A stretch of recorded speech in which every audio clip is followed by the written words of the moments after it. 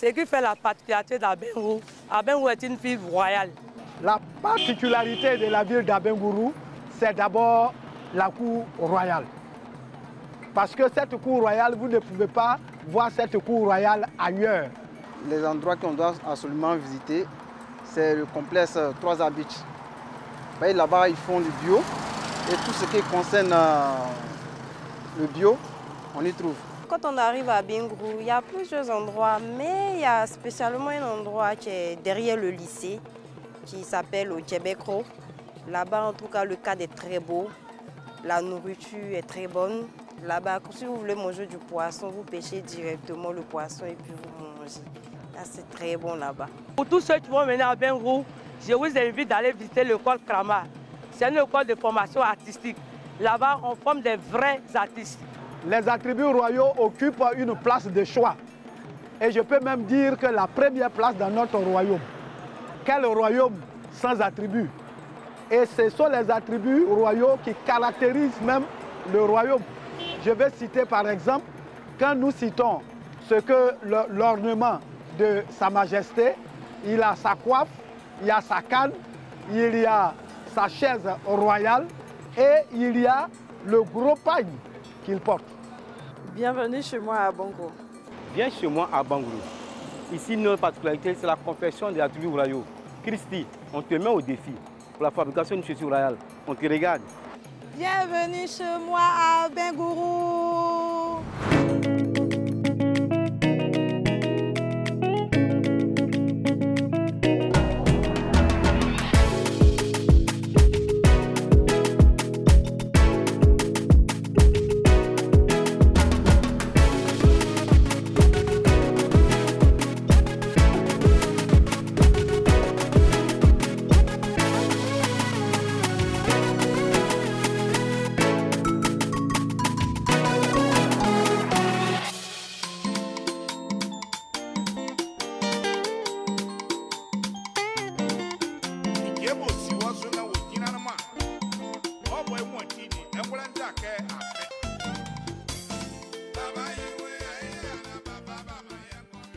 Dadamo, bonjour à toutes et à tous.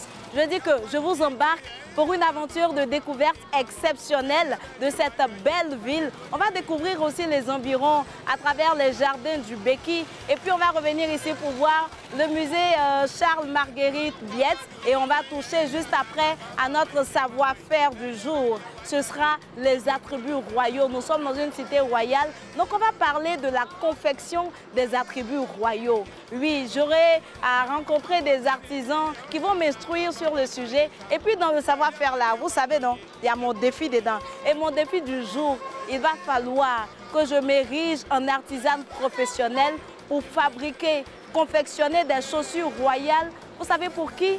Pour la reine. Yeah. C'est pas petit boucan aujourd'hui là. Je dis que celui qui a raté ça a raté quelque chose.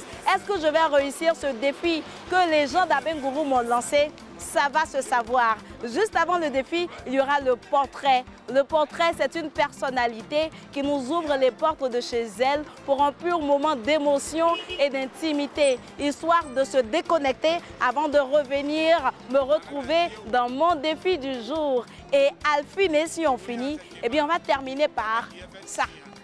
Vous voyez un peu de quoi je veux parler? Bon, je n'exécute pas très bien. Hein. J'espère que jusque-là, j'aurai la maestrie pour le faire. On va terminer par une danse de la ville de Landénier. Exceptionnelle danse à voir absolument. Est-ce que vous êtes quand même?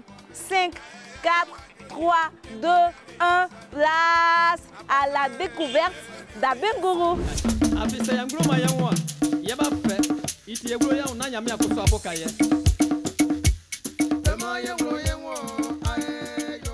Nouveau matin, nouvelle découverte. Bienvenue à Abengourou. Le nom Abengourou vient de l'expression Mpekro, qui signifie en Ashanti « je n'aime pas les palabres ». Situé à l'est de la Côte d'Ivoire, à 210 km d'Abidjan, Abengourou est le chef-lieu de la région de Landénié-Djouabla. C'est le fief des Agni Ndénié. Et c'est une ville à laquelle je porte un grand attachement en raison de mes ascendances à Caen. Ici, les ruelles sont propres il y a beaucoup de végétation. Il y a un certain air ghanéen qui flotte dans l'atmosphère. Certainement parce qu'on n'est pas loin du Ghana, seulement à 33 km du premier village Ashanti. Tout est paisible. Les commerces, les activités, la ville entière respire le vivre ensemble. Abengourou, c'est vraiment la cité royale de la paix. Il y a beaucoup de merveilles à découvrir dans la ville.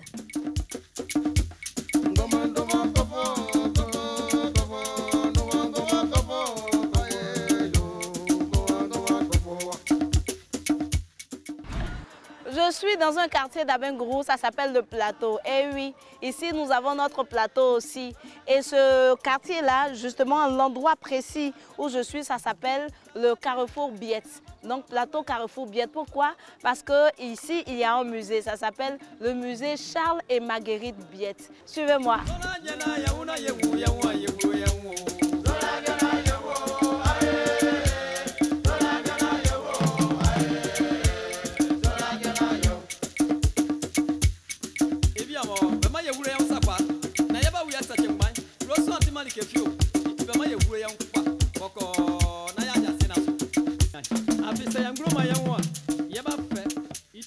Bonjour Monsieur Tra. Bonjour Christy. Comment ça va? Ça va très bien, bonne arrivée. Ça va bien. Ok. Je retrouve à la tâche là. Ah oui, c'est notre travail quotidien qui est là. Chaque matin qu'on arrive, on visite les objets, s'ils sont en bon état, quels sont leurs états, qu'est-ce qu'il faut faire. Donc c'est ce qui est notre travail quotidien. L'entretien, la conservation des objets. Magnifique. C'est un couple passionné de culture qui a décidé de créer ce musée-là. Effectivement. Effectivement, comme vous l'avez dit, c'est un couple passionné de l'art et de la culture. C'était son patrimoine privé qu'il a légué par la suite à l'État de Côte d'Ivoire. Donc depuis cette date, depuis 1984, il fait partie du patrimoine culturel de l'État de Côte d'Ivoire. Ah, le musée Charles Marguerite Biette appartient à l'État de Côte d'Ivoire. Depuis 1984. Donc tout le monde peut venir visiter. Tout le monde peut venir visiter. On a combien d'œuvres exposées ici environ? Voilà. Il faut dire qu'au départ de l'inauguration, la collection était estimée à plus de 300 objets. Mais jusqu'à ce jour, on est à un peu plus de 250 objets. Voilà. Mais tous les objets ne sont pas exposés voilà, dans la salle d'exposition ici. Le plus vieux tableau ici date de quand? Bon, il faut dire que les tableaux qu'on trouve ici, c'est les tableaux qui ont été confectionnés par les meilleurs élèves qui sont sortis de son centre de peinture. Donc Biette était le fondateur. Il avait un centre de peinture? Il avait un centre de peinture. À Abengourou ici? À Abengourou ici. Ça s'appelait comment? Le centre de peinture Charles et Marguerite Biette. Ça existe toujours, hein? Ça existe toujours. Magnifique. À la sortie, là, vous pouvez visiter. Magnifique. Voilà. Donc, ce sont les tableaux que les élèves de ce centre-là ont peints, qui sont exposés ici. C'est un homme qui a fait beaucoup pour la culture africaine. Beaucoup pour la culture. Il faut dire que quand il est arrivé ici à Abengourou, la catégorie de personnes à laquelle il était attaqué, c'était les déscolarisés, les laissés pour compte, les handicapés, vraiment les alcooliques, qu'il a récupérés et formés au métier de la peinture. Voilà. Pour leur insertion dans la vie sociale, pour qu'ils puissent se prendre en charge. Voilà. Vraiment, j'ai beaucoup d'informations aujourd'hui et je suis remotivée encore à apporter ma contribution à l'évolution de la société parce qu'il faut laisser quelque chose. Parce que quand je vois ce musée, je comprends qu'il a laissé quelque chose. Un héritage des personnes, des jeunes gens qui viennent apprendre et qui arrivent à s'en sortir, à faire de cela leur métier, de la culture africaine. On continue notre découverte avec vous. Voilà.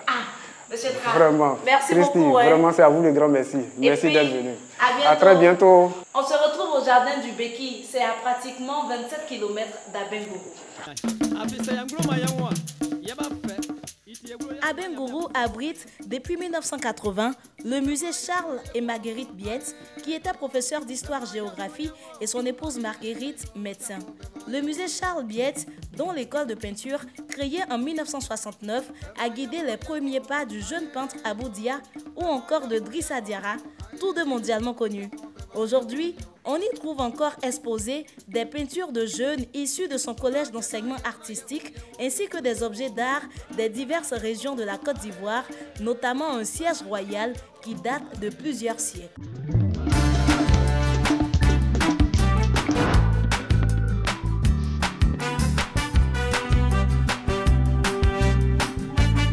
Je poursuis mon chemin à 27 km d'Abengourou, dans un village de l'Indénié appelé Yakasé Peyassi. l'est de la Côte d'Ivoire, c'est une émotion, une sensation d'évasion garantie. Pour cause, les jardins du Béki m'accueillent.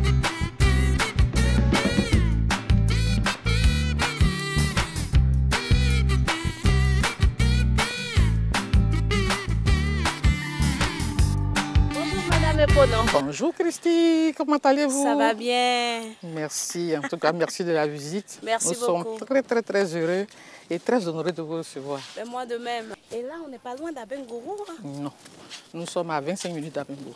Seulement? Oui, seulement, sur l'axe Abengourou à Imbilékouro, mais nous sommes à mi-chemin. C'est ça. Là, on a les jardins du Béki. Oui. Le Béki qui est... Une rivière qui traverse plusieurs villages de la région. Ouais. Donc, nous sommes pratiquement sur le passage de la rivière. Donc, vous voyez où on a fait les étangs là, c'est un peu le passage de la rivière qui a, avec le temps, au fil des années, qui a séché, mais qui nous permet d'avoir de l'eau parce que le site est dans un bas-fond. Et c'est ce bas-fond-là qui nous a permis d'avoir tous ces étangs que nous avons pour pouvoir faire la pisciculture. Pisciculture. Voilà. Donc, ça veut dire qu'on peut pêcher ici? Oui. Parce qu'on a un grand lac, un étang là. Donc on leur propose la pêche à la ligne, on leur propose le jeu de pétanque, on leur propose le jeu de tir à l'arc. Nous avons une table de billard, nous avons les autres jeux de société qui sont le ludo, awalé, tout ce que vous voyez. Donc on a tout ça, on propose. Donc, ceux qui viennent passer le week-end ici, ils ont tout ça à leur portée. On n'a même plus besoin de sortir à vous écouter parler. Non, on a une discothèque. Là, on sort plus, il y a tout. Oui, on a tout. On a une discothèque ici. Il y en a combien? Il y a une grande discothèque et puis on a un mini-bar pour les seniors, ceux qui n'aiment pas trop. Voilà. Oui, c'est discothèque. Discothèque, voilà, pour les plus jeunes. C'est ça. Voilà, pour les plus jeunes. Donc on peut manger, on a tout ici. Restauration, restaurant, tout est là. On a un restaurant qui est là, qui a une capacité de 50 places. À l'intérieur, on a un salon VIP. Moi, ce qui m'accroche véritablement, c'est, j'allais dire, la beauté du cadre. C'est tellement beau, on se croirait un peu à Assini quand même, dans un espace hôtelier à Assini. C'est étonnant de dire qu'on se retrouve à quelques encablures d'Abengourou. Oui, en fait, c'est notre petit Assini. Pour ceux qui sont fatigués d'aller en zone balnéaire, donc ils peuvent venir ici. Il y a la forêt, il y a la nature, il y a tout. Donc, pour changer, on peut venir à Yakassé-Feyasé. Voilà. La découverte à Abengourou est géniale. Je me suis bien amusée à fureter les jardins du Béki, ce somptueux endroit aux airs d'Assini Mafia de l'Est. Il y a vraiment de chics coins ici à Abengourou. Chez nous, on dit « il y a Dieu dedans », c'est tcho. Allez, place au savoir-faire qui m'ouvrira les portes du défi du jour. C'est là le vrai point.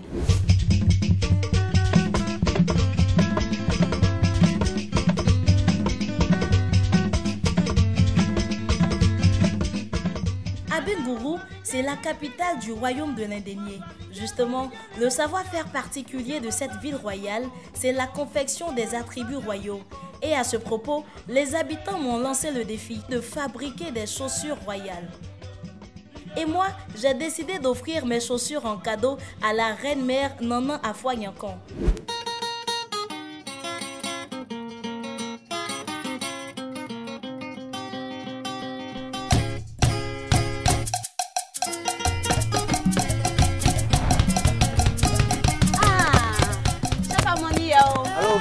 Comment ça va? Ça va très bien. Et chez vous? Ça va bien. Adieu, merci. Waouh, c'est joli ces chaussures-là. Merci. C'est magnifique. Il faut combien de temps pour faire ce genre de chaussures-là? Non, ça là, il peut prendre moins 30 minutes pour faire moins 10 paires même, 30 minutes. 30 minutes? Il peut prendre 10 paires. Pour faire 10 paires? C'est parce qu'il y a longtemps, je suis dedans. Waouh, ça fait combien de temps que tu es dedans? Il y a au moins 15 ans dedans. Tiens! Oui. Qu'est-ce que vous utilisez pour faire les chaussures là? Dessous là, on prend Sky. On fait commande au Ghana. Ça vient du Ghana, c'est ça Sky. On appelle ça Sky. Voilà, ça vient du Ghana. Et puis quand il vient, ça vient comme ça. Tu vois, non, maintenant c'est toi, mais toi fait qu'il reste. Bas là, ça en bas là, c'est pneu, on prend pour faire. Pneu? Non, on fabrique ça là-bas. Ça là, 20 ans, ça là, ça ne gâte pas. C'est dessus là, ça peut gâter. Et puis c'est lourd. Voilà. Il faut combien de temps pour maîtriser la confection de ces chaussures? Moi, mon vieux qui m'a pris ça là, il a fait au moins 5 ans dedans. Toi, tu as 5 ans? Maintenant, je suis devenu trop fort dedans. Il y a combien de modèles de ce genre de chaussures là à Bochil? Il y a au moins 2 modèles. Il y a un modèle, ce qui est dit, on prend pour faire d'autres, un mariage. Dans l'autre, quand on va au funérail, on a fait quelque chose, là tu peux porter. Là aussi, on porte ça simple. Ah, il y a ce qu'on porte simplement voilà, pour se promener dans voilà, tu peux porter aussi, il y a aussi, on porte ça simple. Et puis maintenant, il y a aussi, on peut faire des voilà, parce que, exemple, tu ne peux pas prendre ça pour faire mariage. Ça, c'est pourquoi? C'est le chef ou bien le rouge là aussi, rouge là aussi, quand il y a funérailles, tu peux porter, ou bien tu peux porter pour promener comme ça. Donc, tu ne peux pas prendre or là pour promener. Amoni Yao, oui, Christine, merci beaucoup. On est toujours ensemble. Merci. Aujourd'hui, là, j'ai appris comment on fait les chaussures de roi, qui sont ceux qui portent, à quelle occasion on porte ces chaussures-là. Maintenant, tu sais ce que je vais faire? Je vais aller voir ceux qui font les bijoux, les chaînes là. Parce que les rois portent ça aussi, non? C'est ça. Ça fait partie des attributs. C'est ça, c'est ça. Parce que tu ne peux pas porter chaussures sans chaîne. C'est pas bon. Donc, je m'en vais voir la personne qui fait chaîne là. Vraiment, merci beaucoup. Merci, merci. Je vais revenir prendre mon chapeau. Non, il faut venir sur là. C'est ça la main qui me plaît. Il n'y a pas de problème. Je vais revenir prendre ça tout de suite. Finis ça bien, bien, et puis je reviens prendre. D'accord, Christine. Merci beaucoup. Merci, on est toujours ensemble. À tout à l'heure.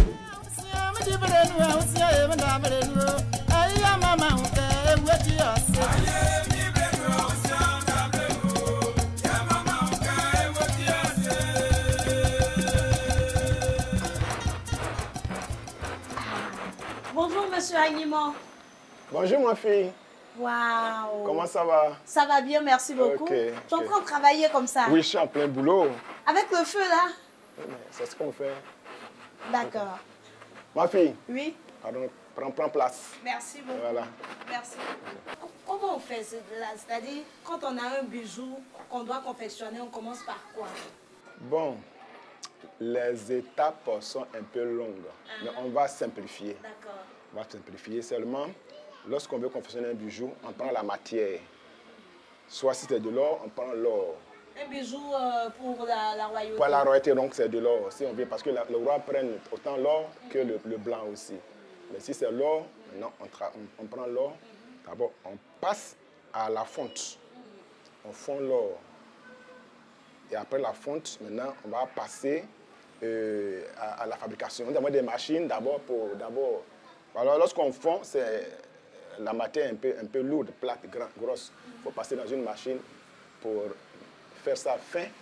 Et puis, à partir de la taille qu'on veut, maintenant, on commence le travail, la confection de la chaîne. Ou bien soit du bracelet, ou bien des boucles, ou bien de la bague. Voilà. Mais quand c'est des bijoux qui émanent de la royauté comme ça, c'est que les modèles sont inspirés par vous ou bien ils ont des modèles bien précis qu'ils vous demandent de reproduire? Comment ça se passe? Les deux cas. Soit nous-mêmes on fabrique, on crée les modèles. Si le roi vient ou bien son représentant vient, qu'il apprécie, il peut prendre. Maintenant, si eux-mêmes ils ont leur modèle qu'ils veulent qu'on reproduise, on le fait. Voilà, on le fait. On fait les deux. Est-ce que la matière que vous travaillez, tout est en or pur ou bien il y a d'autres matières que vous travaillez? Ben, il y a plusieurs métaux. Il y a l'or, il y a le bronze et il y a l'argent blanc. Voilà les 3 métaux que nous travaillons. Donc attention, tout ce que vous voyez dans les cérémonies, les gros cochons de chefs, si vous tentez à voler, vous allez voler cadeau. Parce que ce n'est pas tout qui est or. Mais par contre, voilà, par contre, il y en a. Mais tout est la même chose. Mais nous, il faut un connaisseur pour connaître que ça, ce n'est pas or, ça, c'est de l'or. Monsieur Kofi Agnimon, oui. Merci beaucoup. Merci. Merci pour toutes ces informations merci. Qui valent de l'or, j'allais dire. Merci beaucoup, ma fille. Et à travers vous, encore dire merci à l'A+, qui est venu jusqu'à nous, vraiment pour qu'on puisse leur livrer le peu que nous connaissions. Ce n'est pas tout, hein, on vous a donné un peu. Voilà, on ne donne pas tout. On ne donne pas tout, on donne toujours un peu. Un peu. Comme chez les Akans, on donne toujours la moitié de la moitié, merci. On ne donne pas tout. Tout. Voilà. Parce que si on donne tout, prochainement, tu ne viendras plus. C'est ça. On donne la moitié pour que tu puisses emprunter l'autre moitié pour revenir. Magnifique. Donc, en tout cas, merci encore une fois de plus. Ma fille Christy, que je vois aujourd'hui visu. Je suis très heureux de vous voir. Merci beaucoup, c'est moi qui vous remercie. Toute l'équipe qui vous accompagne. Je récupère la moitié de ma route qui m'a été donnée. Voilà. Et là, je vais m'en servir pour aller voir le circuit de la distribution. C'est-à-dire, comment on fait pour avoir ces bijoux-là? Comment un particulier peut acheter? Comment on peut avoir les attributs, les tenues, les kitas, les guettés et tout ce qui va avec? Parce que de nos jours, c'est vraiment vulgarisé. Tout le monde peut porter pour enjoliver, sublimer son événement. Donc, je vais voir le circuit de la distribution. Suivez-moi, à tout de suite.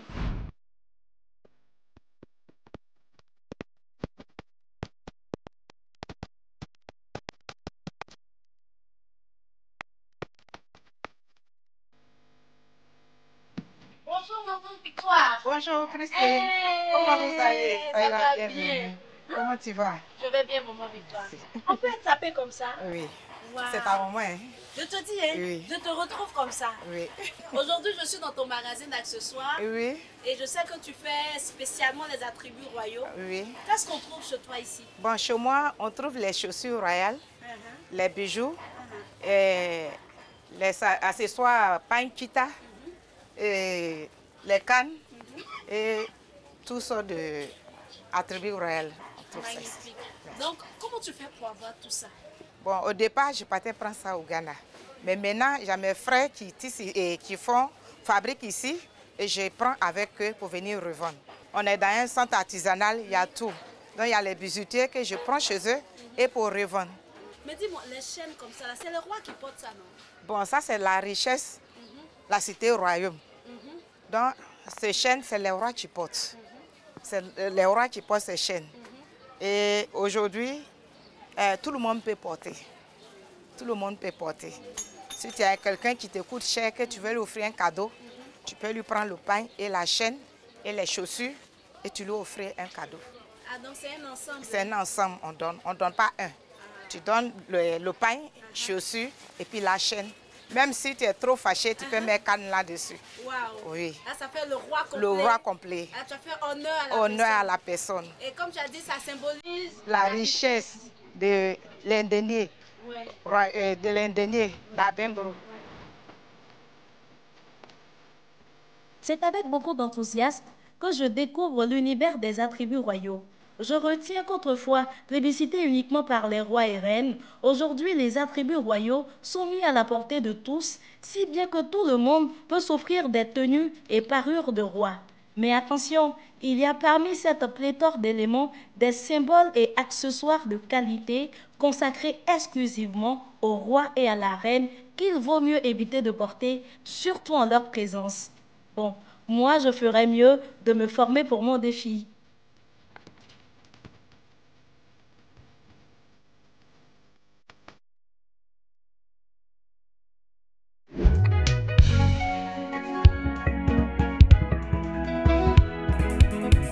Yebasio, Nyamiadou Manouaho. Bassayao Samuel. Allô, ma fille. Comment ça va? Quand je dis ça va. Et chez toi? Aujourd'hui, là, ça va pas trop bien. Hein? Pourquoi? Quel est ton problème? Bon, je suis venue apprendre comment on fait chaussures des rois, là. Et je dois chausser la reine mère. Ah bon? Oui. Ah, là, tu as fixé loin, hein? Parce que la reine, là, c'est pas n'importe qui. Et puis, tu dois chercher ceci que tu as fabriqué pour donner. Là, il faut bien apprendre. Parce que la reine, c'est pas n'importe qui. Tu as compris, non? J'ai compris. Comme c'est la reine, là, n'importe quelque chose, là, il va t'apprendre bien. D'accord. Tu as compris, non? J'ai compris. Bon, avant de commencer, comme tu n'as jamais fait là, je vais te montrer l'exemple. Et puis, toi aussi, tu apprends pour faire. Il n'y a pas de problème. Tu as vu, commencement là, tu fais comme ça. Tu as divisé en deux. Et puis, tu appuies ici. Tu as vu, non, si tu appuies, il faut taper pour que ça sera mou. Voilà. Maintenant, il y a deux faces. Ça là, tu peux tourner, il y a gauche à droite. Encore on met le pied, le côté gauche, le côté droit du pied, d'accord. Voilà.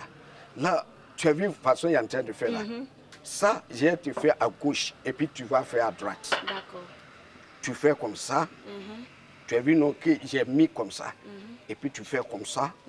Ça est devenu à gauche. Hey, c'est vrai. Voici, tu as vu non. Tu as vu non. Ici là qui compte. Ici là qui fait. Tu as vu que c'est qui j'ai fait là. Tu as vu non. Ici là c'est à gauche. Ici là c'est à droite. Quand tu tournes, ça là devenu ici là. Tu as mal fait. Tu as vu non. Voilà. Voici ce qu'il est en train de faire, c'est comme ça. Maintenant, tu as vu non, oui. Que j'ai fait comme ça. Là, tu mets dessus. D'accord. Donc ça, c'est gauche. Ça, c'est gauche. Il faut taper pour que cela sera mou. Il faut taper, il faut prendre... Avec un marteau là. Avec un marteau là.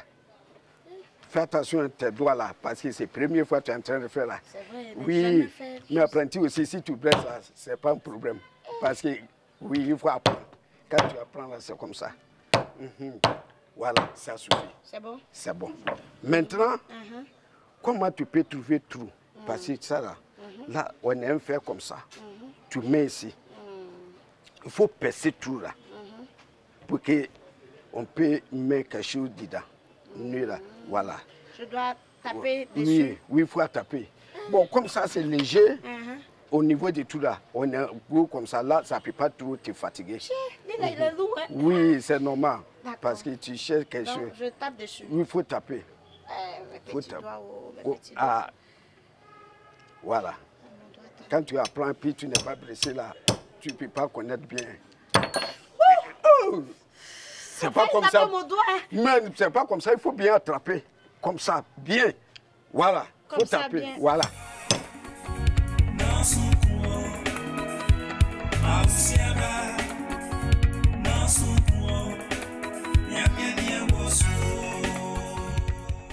Ah ça, j'ai minimisé cette affaire de fabrication de chaussures là, hein.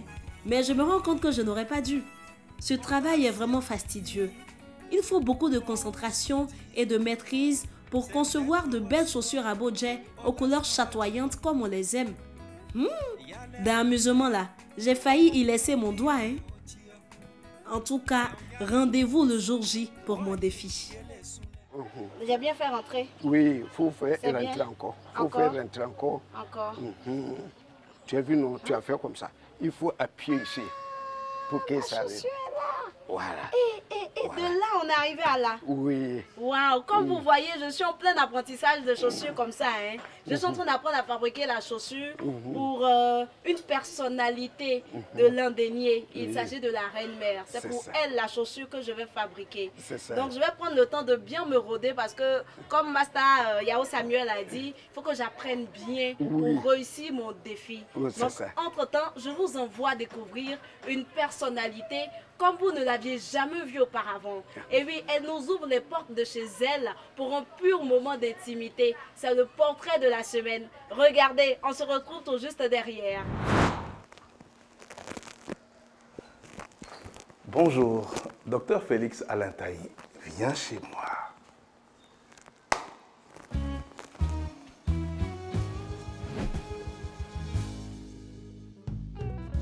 Alain Taï est une force créative qui illumine l'horizon culturel ivoirien.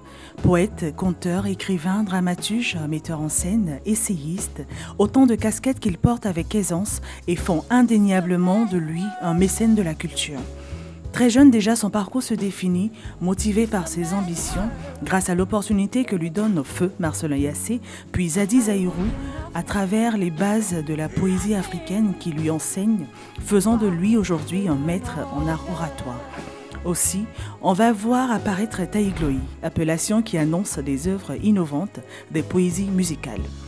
Figure emblématique de la scène culturelle, Alain Taï nous raconte, ou du moins nous conte, l'histoire de sa vie. Alors Alain Taï, écrivain, poète, conteur, comédien dramaturge, metteur en scène, ingénieur culturel. Comment vous portez toutes ces casquettes-là? Avec aisance. Je dis toujours que j'ai 7 vies et je m'en accommode. C'est très plaisant de passer d'une vie à l'autre comme ça.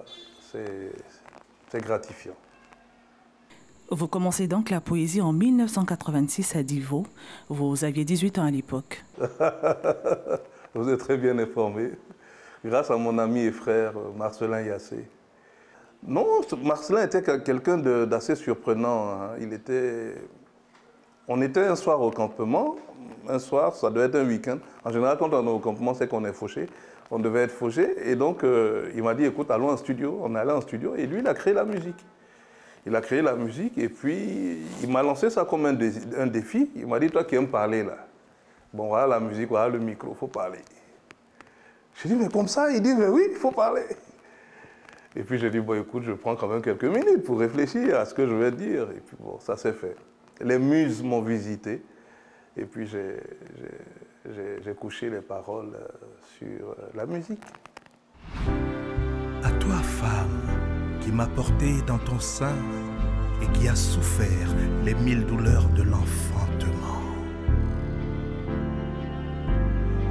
À toi, mère, qui a supporté mes caprices d'enfant, mes révoltes d'adolescent. Puis vous rencontrez Zadi Zaourou un an après à l'université. Oui, effectivement, à la faculté des lettres et sciences humaines, où je fais donc mon entrée en 87, en première année de lettres modernes. Et puis on rencontre ce monsieur immense, Boté Zadi Zaourou, qui est un maître, qui est mon maître, et qui nous enseigne les bases de la poésie africaine dans toute sa quintessence. Et là, vraiment, on prend tous une gifle magistrale, quoi. Quel impact, justement, cette rencontre a eu sur votre vie personnelle comme artistique? C'est un impact décisif, parce que Zadi me fixe sur les terres de la poésie, pour ainsi dire.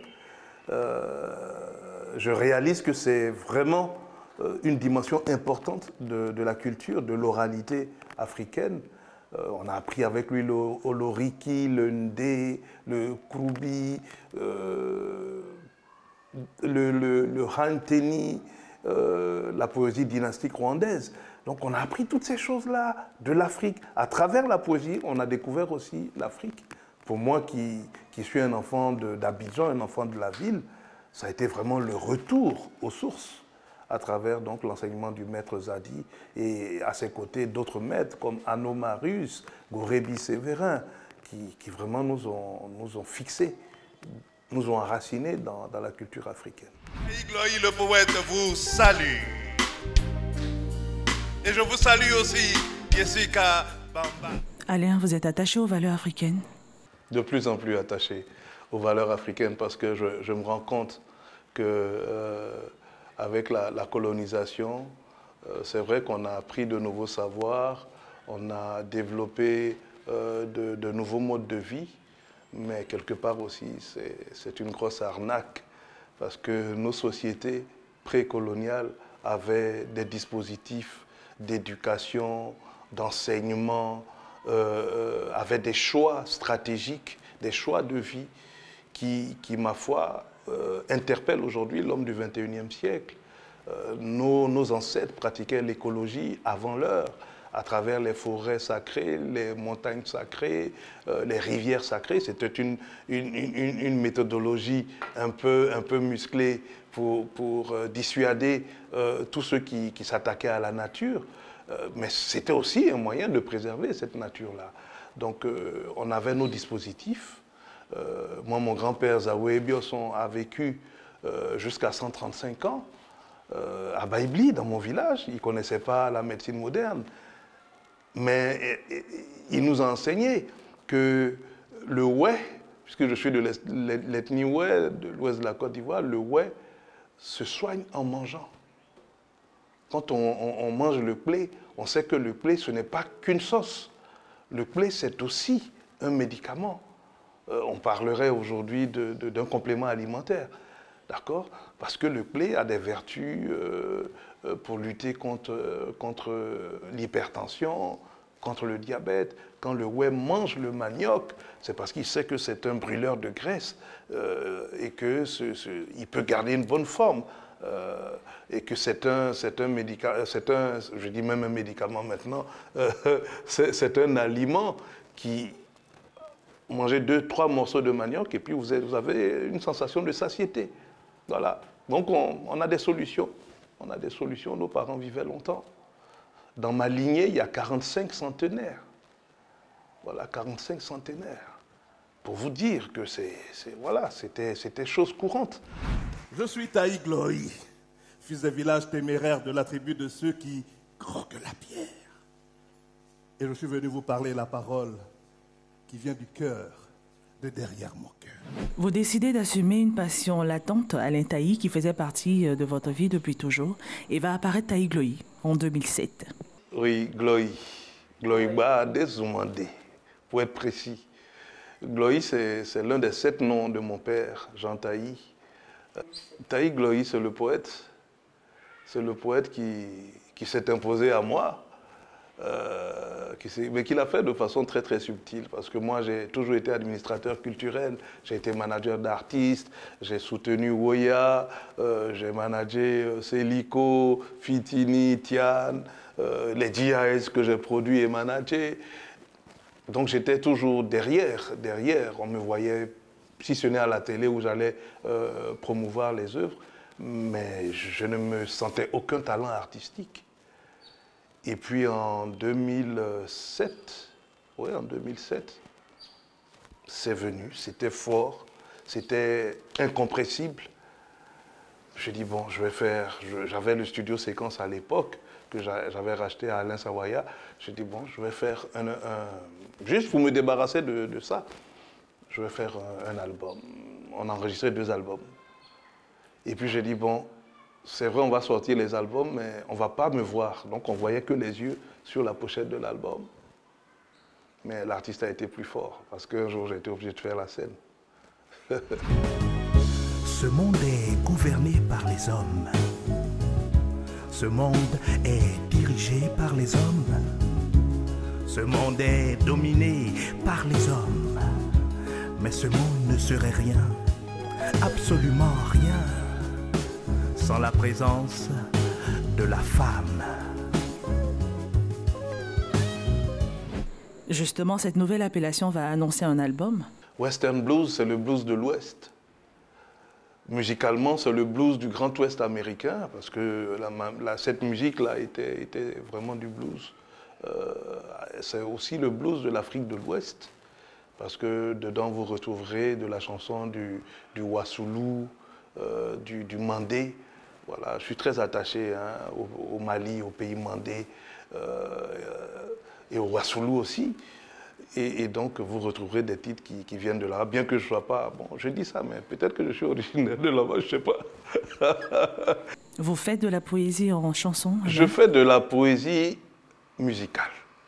De la poésie musicale. Parfois, elle est chantée parce que je fais des duos avec des artistes. Je fais des duos avec Aklan, avec Gadji Seli, avec David Taïro, avec Onel Malade. Donc, ça, oui, avec Baby Philippe, on a essayé... avec aussi un chanteur baoulé, un chansonnier baoulé, dont j'ai oublié le nom, mais bon. Loukou Confiance. Voilà, ma mémoire me revient. Loukou Confiance. Qu'est-ce que ça vous fait d'être une référence dans le domaine de la culture, Alain Taï? Je ne sais pas, c'est mitigé. C'est mitigé. Moi, j'aurais voulu être plus utile à mon pays. Parce que les gens ne s'imaginent même pas ce qu'il y a dans la culture. Oui, là, j'ai des regrets. J'ai des regrets. C'est pour cela que je suis dans ce centre où je veux me donner les moyens d'expérimenter à l'échelle du territoire de Bonoumen les choses que j'ai apprises de mes maîtres. Voilà. Pour ne pas mourir frustré. Si vous aviez un message à passer à la jeunesse, ce serait lequel? Ce message serait que la jeunesse, c'est la plus belle partie de la vie, parce que c'est une partie de liberté, de créativité, une partie où on a vraiment plein d'énergie, et donc on doit orienter cette énergie-là positivement pour faire les plus belles choses. Moi, mes grands choix, je les ai faits quand j'avais 17 ans. Voilà, j'ai su à 17 ans que j'allais m'investir dans la culture, que j'allais travailler pour la culture, que j'allais être un grand universitaire. J'ai su dès 17 ans que je ne ferais pas de politique. J'ai fait tous mes choix à 17 ans. Parce que j'ai rencontré Marcelin Yassé et Ouya, et j'étais convaincu de cette orientation-là. Donc on peut être jeune et puis commencer à faire des choses pour sa communauté, faire des choses pour son pays. Vous avez également un besoin de transmission. Ah, je ne fais que ça, je ne fais que ça. J'ai transmis la poésie à l'école des poètes, parce que j'ai créé cette école en 2013. selon une promesse que je m'étais faite en sortant de la salle de cinéma Les Studios, où j'ai regardé le film Le Cercle des Poètes Disparus. Donc je suis sorti de ce grand film, Le Cercle des Poètes Disparus, littéralement bouleversé par le rôle et l'impact que John Keating, interprété magistralement par Robin Williams, le rôle qu'il a joué, voilà, auprès de ces jeunes qu'il a transformés littéralement. Et c'était en 89, j'étais étudiant. Et je me suis dit un jour, je vais créer une école de poètes. Ce que j'ai fait quelques années après. Donc la transmission, je la continue aussi dans le centre que je suis en train de mettre en place avec un certain nombre d'amis. Il était au mauvais endroit, au mauvais moment. Juste un peu loin du sein de sa maman. Il ne s'était pas totalement libéré de ses dents de lait. Il courait partout sans savoir qu'il allait reposer en paix. Qu'est-ce que vous voulez qu'on retienne de vous? Qu'est-ce que vous voulez que les Ivoiriens retiennent de vous, Alain Taï? Je suis pas encore parti. Je suis avec eux. Je suis avec. Qu'est-ce que je veux qu'ils retiennent de moi? C'est que je suis un amoureux de la vie, un amoureux de la Côte d'Ivoire, un pays que j'ai refusé de quitter parce que j'avais d'autres offres ailleurs. Maintenant, je suis rentré au pays pour servir mon pays. C'est pas facile. C'est pas facile d'être excellent en Côte d'Ivoire. C'est pas facile d'être exigeant en Côte d'Ivoire. Évidemment, quand vous vous inscrivez dans ce registre-là, c'est un parcours non pas du combattant, mais du combattu. Voilà. Mais bon, on prend ça sur soi. L'amour du pays prédomine et on se rend toujours disponible pour le servir. À toi, femme d'exception, qui reste pour moi la plus belle fleur au monde, je voudrais tout simplement dire merci pour tout, pardon pour tout.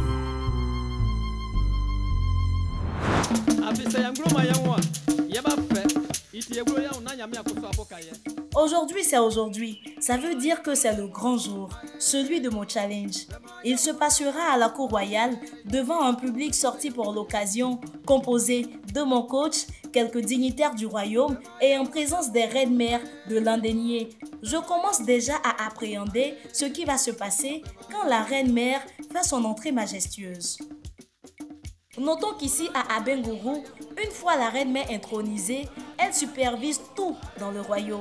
Elle occupe la première place. La femme est tellement considérée que si Sa Majesté le roi fait son entrée dans une assemblée, les hommes se lèvent mais les femmes restent assises. La femme ne parle pas en public, mais toutes les décisions découlent de la femme. On se réfère toujours aux femmes pour prendre de grandes décisions. Et ça se fait de façon nocturne. C'est peut-être de cela que découle l'adage « La nuit porte conseil ».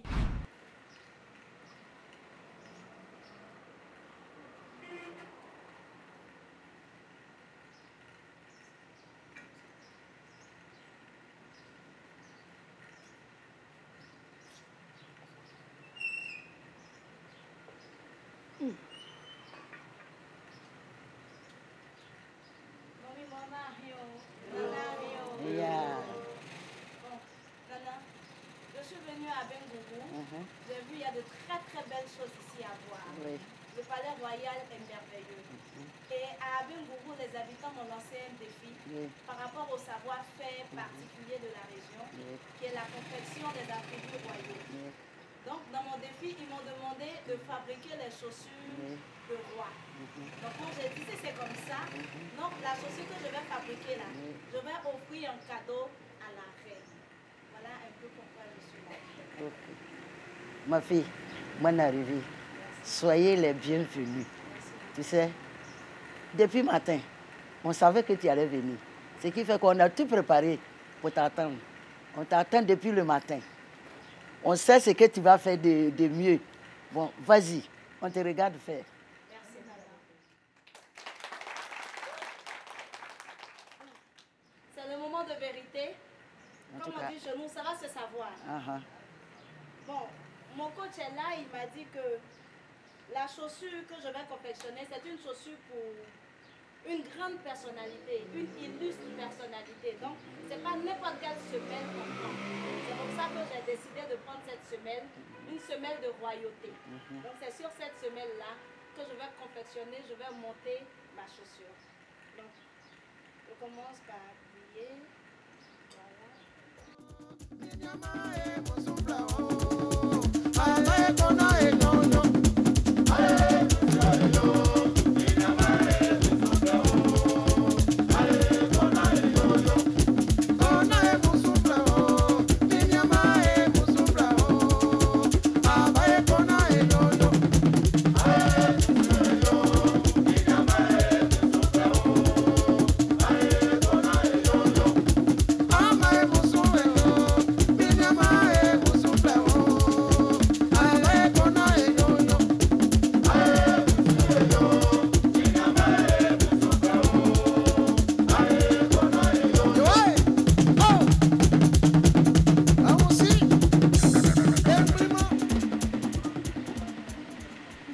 Voilà.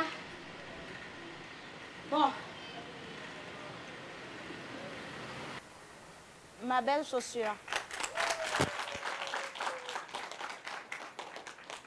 Maintenant, ce que je vais faire, je vais offrir la chaussure à ma reine.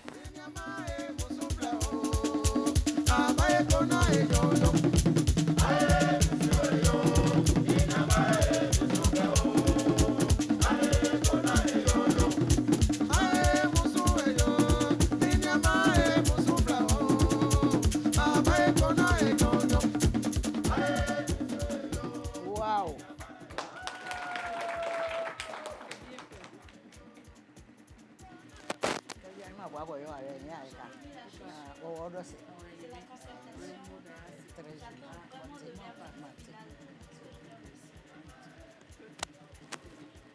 Bon, la reine, vraiment, elle a aimé ton travail. Elle a bien apprécié. Elle te remercie beaucoup, beaucoup, beaucoup. Parce que tu as réussi ton travail.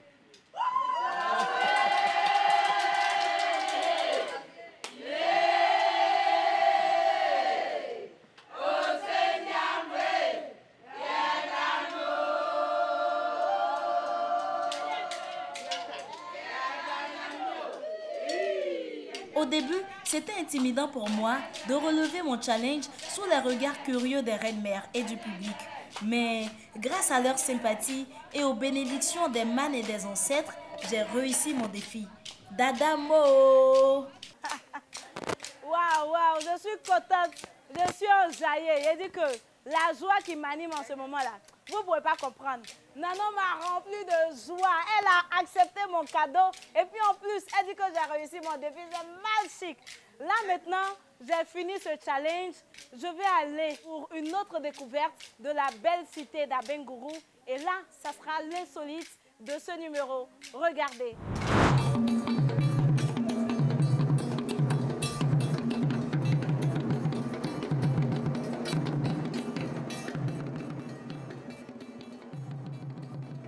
L'insolite du jour est une danse exceptionnelle nommée le kété. La danse le kété, en effet, est une danse royale qui nous révèle son caractère majestueux. Pratiquée uniquement par des princes et princesses du royaume, elle en dit long sur l'ordre protocolaire, cérémoniel et grandissime de Sa Majesté, le roi et la reine.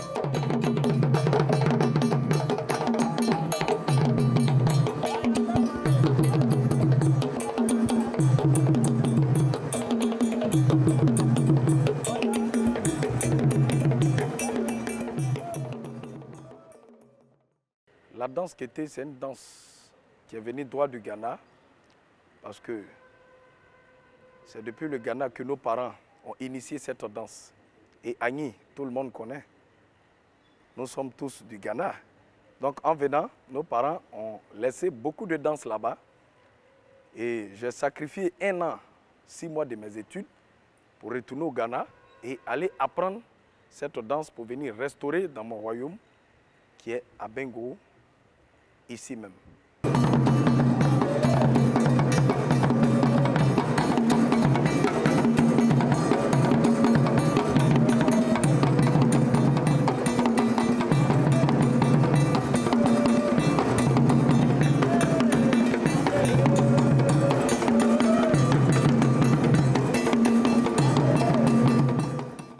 La danse, c'est une danse gestuelle. Aujourd'hui, lorsque leurs majestés sont là, la danse Kété peut prester. Mais avant de prester, Sa Majesté est là. Il faut lui demander la permission. Puisque c'est une danse royale. Donc, en partant, il faut d'abord demander pardon. Et on s'en va, on s'incline en faisant comme ça. On demande pardon d'abord à leur majesté de pénétrer devant lui pour prendre la bénédiction. Et lorsque tu es en face de sa majesté, tu t'abaisses, lui poses la main sur toi pour que tu puisses maintenant danser. Une fois que tu as la bénédiction, maintenant tu peux danser. Donc tu lui fais dos et tu fais des gestes qui prouvent que vraiment c'est Nana qui est assis, en faisant comme ça, comme ça. Et tu donnes à Nana. C'est-à-dire, je prends tout le monde, je te donne Nana. Je suis petit en bas de toi, Nana. Donc je prends tout le monde pour toi. Et je fais même des gestes au ciel pour montrer que quoi? C'est Dieu qui t'a donné le pouvoir. C'est Dieu qui permet à ce qu'on soit en vie. Donc le symbole de Dieu, c'est le guignamé que vous voyez.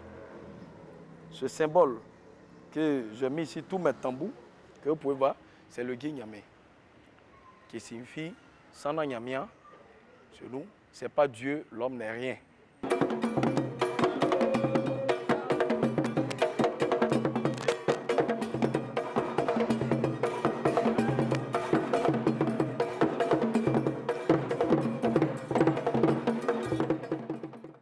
J'ai pris énormément de joie à visiter Abengourou et tout ce qu'il y a de beau, de merveilleux à voir. On a été au musée des attributs royaux, on a été au jardin du Béki dans les environs, on a été voir le musée Biette et de belles choses. Après, on a touché à la particularité de la ville d'Abengourou, la confection des attributs royaux avec les artisans, les chefs, quelques mastas, c'était exceptionnel. Et Dieu merci, j'ai réussi mon défi. Oh. Je suis tellement contente. Et maintenant, je vous dis merci de nous avoir suivis. On se donne rendez-vous pour un autre numéro de Viens chez moi. Je vous dis à bientôt. D'ici là, apprêtez-vous. Chez vous, j'arrive.